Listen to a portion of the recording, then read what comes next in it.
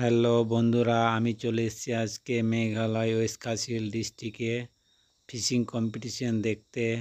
অনেক সুন্দর জায়গা, অনেকগুলো লোক এসছে ফিশিং করতে।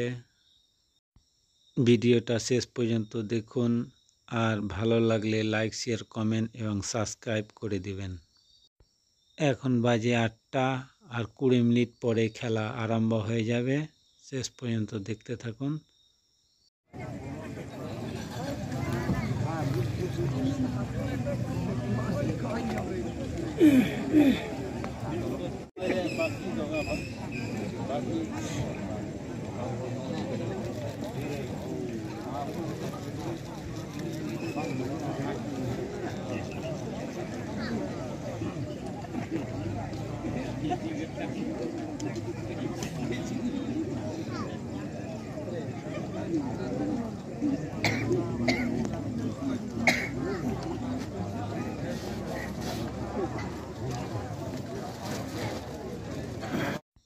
এই ছেলেটার অনেক শখ ছিল, মোবাইলে টিভিতে কাপড় পরা দেখেছে, তাই কাপড় পরে ট্রাই করে দেখছে কেমন লাগছে।